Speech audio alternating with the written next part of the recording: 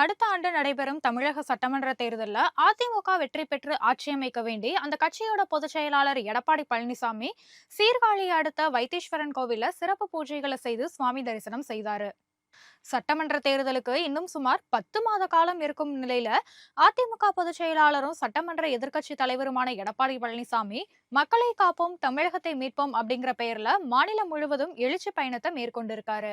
கடந்த 7ஆம் தேதி கோயம்புத்தூர்ல தொடங்கி பல்வேறு மாவட்டங்கள்ல தேர்தல் பிரச்சாரம் மேற்கொண்டு வரும் அவரு மயிலாடுதுறை மாவட்டத்துல பல்வேறு இடங்கள்ல மக்களை சந்திச்சு பேசினாரு. அப்போது அதிமுக ஆட்சியின் போது மயிலாடுதுறை மாவட்டத்துல உள்ள சட்டமன்ற தொகுதிகளில் செய்யப்பட்ட திட்டங்களை பட்டியலிட்டாரு. தனியார் விடுதியில தங்கியிருந்த எடப்பாடி பழனிசாமி சீர்காழியை அடுத்த வைத்தீஸ்வரன் கோவில், தருமபுரம் ஆதீனத்திற்கு சொந்தமான ஸ்ரீ தையல் நாயகி உடனுரை வைத்தியநாத சுவாமி திருக்கோவிலுக்கு போனாரு. கோவில் நிர்வாகத்தோட சார்பில் ஸ்ரீமத் திருநாவுக்கரசு தம்பிரான் சுவாமிகள் முன்னிலையில எடப்பாடி பழனிசாமிக்கு பூரண கும்ப மரியாதை கொடுத்து வரவேற்பு அளிக்கப்பட்டது. இதனைத் தொடர்ந்து 2026 சட்டமன்ற தேர்தலில் அதிமுக வெற்றி பெற்று ஆட்சியமைக்க வேண்டி சுவாமி அம்பாள் அங்காரன், செல்லமுத்து குமாரசுவாமி சன்னதிகள்ல சிறப்பு பூஜைகள் செய்து மனமுருகி அவர் வழிபாடு மேற்கொண்டாரு.